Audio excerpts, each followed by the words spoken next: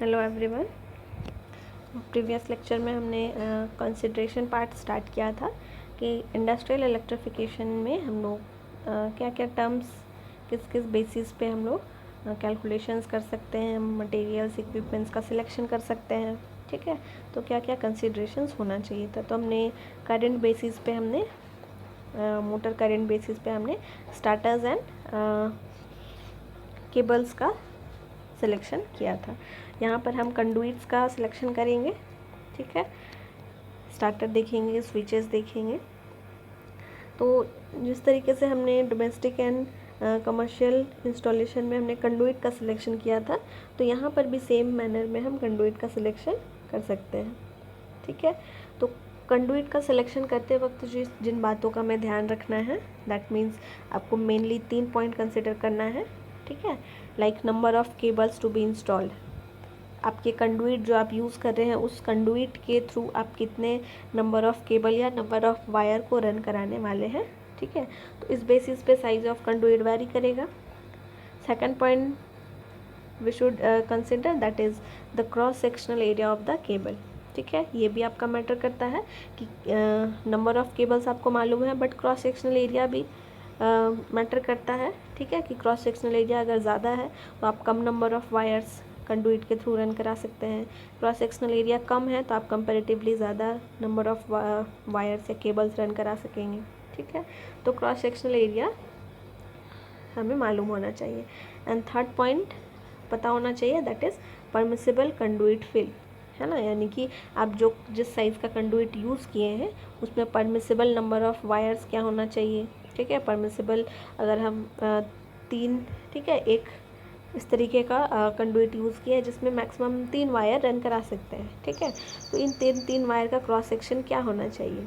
तो ये आपका परमिसिबल कंडुइट फिल यानी कि थर्ड पॉइंट जो है ये आपका इनडायरेक्टली डिपेंड करेगा पॉइंट सेकंड पे एंड पॉइंट 1 पे।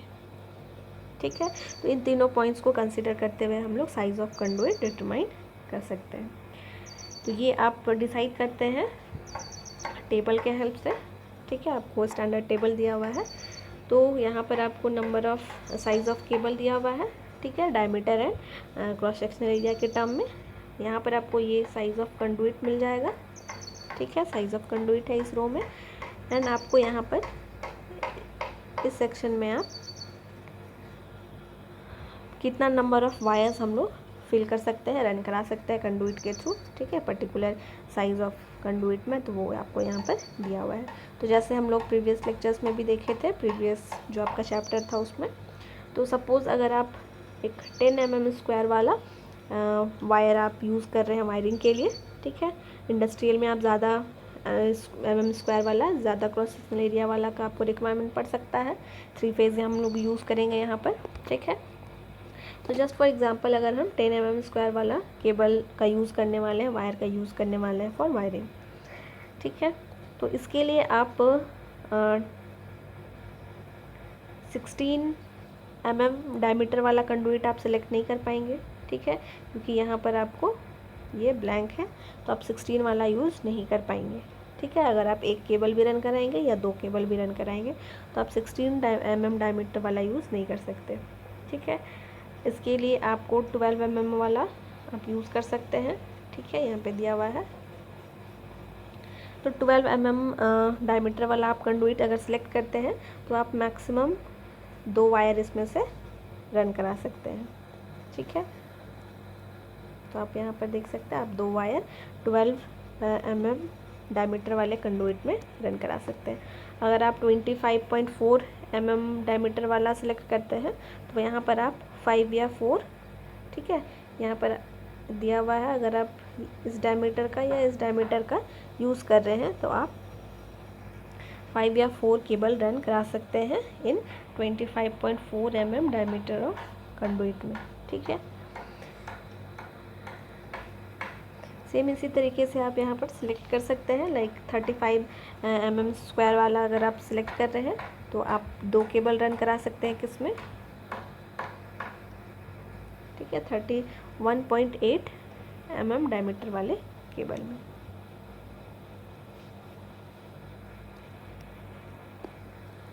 ठीक है, तो इसके हेल्प से आप यहाँ पर maximum permissible number of wires find out कर सकते हैं, ठीक है। साइज ऑफ कंडुइट परफेक्टली आप यहाँ से चूज़ कर सकते हैं टेबल के हेल्प से। नेक्स्ट है फ्यूज़ रेटिंग। तो फ्यूज़ रेटिंग के लिए हमने प्रीवियस लेक्चर में भी देखा था कि फ्यूज़ रेटिंग हम लोग मोटर के स्टार्टिंग करेंट के अकॉर्डिंग हम लोग चूज़ करते हैं, ठीक है। तो स्टार्टिंग करेंट को सेफली कैरी कर लेना चाहिए, ठीक है। तो इस बेसिस पे हम लोग करेक्ट साइज़ का, सूटेबल साइज़ का फ्यूज़ हम लोग करेक्ट रेटिंग का, ठीक है, हम लोग ऑप्ट करेंगे। फॉर एग्जांपल हम लोग यहाँ पर ले लेते हैं एक 3 फेज़ AC मोटर, ठीक है, जिसका रेटिंग वोल्टेज रेटिंग आपको दिया 415 वोल्ट, 10 HP का है, इंडक्शन मोटर, ठीक है। 75% एफिशिएंसी है एंड पावर फैक्टर 0.8 है। तो यहाँ से सेम हम लोगों ने जैसे कल करंट का वैल्यू निकाला था, वहीं से आज हम वैल्यू निकालेंगे। रेटेड HP इंटू 735.5 वाट में कन्वर्ट हो जाएगा, ठीक है। एंड 3 फेज़ है, इसकी वजह से आप √3 लेंगे, VL लेंगे जो आपको दिया हुआ है लाइन वोल्टेज का वैल्यू 415 वोल्ट, पावर फैक्टर जो आपको दिया हुआ है 0.8 एंड एफिशिएंसी आपको दिया हुआ है 75%। इसको हम कैलकुलेट करेंगे, it will be 17 ampere approximately and, ठीक है। तो स्टार्टिंग करेंट आपका 1.5 टाइम्स हो सकता है, ठीक है, मैक्सिमम हम कंसिडर करके चलते हैं। तो ये आपका जो लोड करंट आया है, इस लोड करंट का 1.5 टाइम्स हम लेकर उसको अज्यूम करते हैं एज स्टार्टिंग करंट, ठीक है, कि मोटर स्टार्ट होने के कुछ सेकंड तक ये हाई करंट फ्लो होगा, जिसे हम स्टार्टिंग करंट कहते हैं। तो ये आपका 26.6, ठीक है, ये आपका रेटेड लोड करंट है, यानी कि जब आप लोड कनेक्ट कर देंगे तो मैक्सिमम 17 एम्पियर का करंट फ्लो करेगा। But at the starting of the motor आपका वाइंडिंग में हाई करंट फ्लो होता है, तो ये हाई करंट आपका 26.6 या 27 एम्पियर तक का करंट फ्लो होगा, ठीक है। तो अगर आप 17 एम्पियर के लोड, ठीक है, रेटेड लोड के अकॉर्डिंग अगर आप 17 एम्पियर वाला केबल चूज़ कर लेते हैं, तो जब आपका स्टार्ट होगा मोटर तो स्टार्टिंग करंट हाई होगा, तो केबल इसको विथस्टैंड नहीं कर पाएगा और मोटर आपका डैमेज हो जाएगा, ठीक है। तो इस वजह से हम लोग जो फ्यूज़ यूज़ करते हैं मोटर के सेफ्टी के लिए, तो उस फ्यूज़ का रेटिंग 26.6 एम्पियर के अकॉर्डिंग, यानी कि इससे ज़्यादा आपको मार्केट में 30 एम्पियर का मिलेगा, तो 30 एम्पियर का स्विच फ्यूज़ हम लोग यहाँ पर सिलेक्ट कर सकते हैं, ठीक है, ताकि मोटर आपका सेफ रहे। And last point that is deciding of starter, distribution board and main switch. तो ये हम लोग किस बेसिस पे सिलेक्ट करते हैं। तो स्टार्टर हमने देखा, ठीक है। अच्छा, ये आपका था फ्यूज़ हमने देखा, फ्यूज़ का सिलेक्शन हम लोग स्टार्टिंग करंट के बेसिस पे करेंगे। एंड स्टार्टर्स, ठीक है। तो स्टार्टर क्या था, हम लोगों ने देखा था कि मोटर जनरली हमारा सेल्फ स्टार्टिंग नहीं होता है, तो उसको स्टार्ट करने के लिए हम लोग स्टार्टर का यूज़ करते हैं, ठीक है। तो ये स्टार्टर आपका डिफरेंट टाइप्स का स्टार्टर है मोटर्स के लिए, ठीक है। इंडक्शन मोटर के लिए आपको मिलेगा direct online, star delta starter, auto transformer, ठीक है, rotor resistance starter, and DC के लिए आपको 2 पॉइंट स्टार्टर, 3 पॉइंट स्टार्टर होता है। तो ये हम लोग डिफरेंट रेटिंग्स के अकॉर्डिंग हम लोग स्टार्टर का भी सिलेक्शन करते हैं, ठीक है। सपोज़ अगर हम इंडक्शन मोटर यूज़ कर रहे हैं अपने इंडस्ट्री में जो कि बहुत ही लो रेटिंग का है, तो इसके लिए हम स्टार्टर का इंस्टॉलेशन करेंगे डायरेक्ट ऑनलाइन स्टार्टर, ठीक है।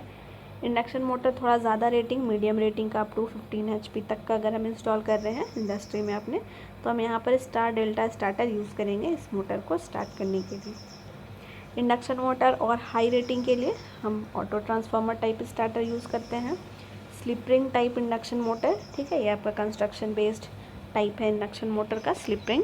तो यहाँ पर आप resistance, rotor resistance starter use कर सकते हैं। एंड सिमिलरली डीसी मोटर के लिए, डीसी सीरीज़ मोटर अगर आपने इंस्टॉल किया है तो 2 पॉइंट स्टार्टर यूज़ करेंगे, एंड डीसी कंपाउंड या शंट टाइप मोटर अगर हम यूज़ कर रहे हैं तो 3 पॉइंट स्टार्टर ये इसके लिए सूटेबल होगा। तो अकॉर्डिंगली हम लोग यहाँ पर सिलेक्शन ऑफ स्टार्टर हम लोग इस बेसिस पे कर सकते हैं, ठीक है।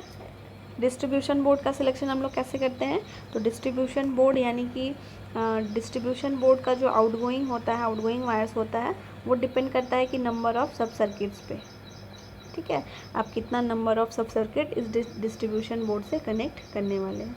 तो अगर आप 3 सब सर्किट बनाने वाले हैं तो हम 3 वे डिस्ट्रीब्यूशन बोर्ड सिलेक्ट करेंगे। 2 सब सर्किट बनाने वाले हैं तो 2 वे लेंगे, 6 वे लेंगे, ठीक है। तो ये आपका डिपेंड करता है कि नंबर ऑफ सब सर्किट्स हम डिस्ट्रीब्यूशन बोर्ड से कितना कनेक्ट करने वाले हैं, ठीक है। उस बेसिस पे हम डिस्ट्रीब्यूशन बोर्ड का सिलेक्शन करेंगे, ठीक है। मेन स्विच का सिलेक्शन हम लोग कैसे करते हैं? मेन स्विच का सिलेक्शन हम लोग करेंगे क्योंकि मेन स्विच जो है वो सारे मोटर्स का कंट्रोल है, ठीक है। हमने स्टार्टिंग में ही देखा था। तो लार्ज नंबर ऑफ मोटर्स आपके इंडस्ट्री में कनेक्टेड है एंड सारा का मेन कंट्रोल आपके मेन स्विच में है। तो मेन स्विच का जो हम लोग सिलेक्शन करेंगे, मेन स्विच का जो रेटिंग होगा वो आप पूरे मोटर्स का, ठीक है, फुल लोड करेंट के अकॉर्डिंग करेंगे। दैट मीन्स कि अगर आपने 5 मोटर इंस्टॉल किया हुआ है तो इस 5 मोटर में से सबसे ज़्यादा रेटिंग वाला जो मोटर होगा, ठीक है, सारा मोटर्स अलग अलग रेटिंग का होगा, सारे का करंट रेटिंग लो से हाई की तरफ होगा, ठीक है, लो होगा, हाई होगा, मीडियम रेंज में होगा। तो हम लोग मेन स्विच का जो सिलेक्शन करेंगे वो आपके इस 5 में से जिस मोटर का करंट रेटिंग सबसे ज़्यादा होगा, ठीक है, हाईएस्ट करंट रेटिंग वाला जो मोटर होगा उस मोटर के करंट रेटिंग के अकॉर्डिंग हम मेन स्विच का सिलेक्शन करेंगे, ठीक है। तो यहाँ पर हम लोग देख सकते हैं कि हम लोग हर एक डिवाइस जो हम इंस्टॉलेशन में यूज़ करते हैं वो डायरेक्टली और इनडायरेक्टली आपके करंट रेटिंग पे डिपेंड करता है, ठीक है। तो करंट रेटिंग डिटरमाइन करना हमारे लिए सबसे इम्पॉर्टेंट है, ठीक है, एंड इस बेसिस पे हम मैक्सिमम कंसीडरेशंस कर सकते हैं फॉर इंस्टॉलेशन पर्पस।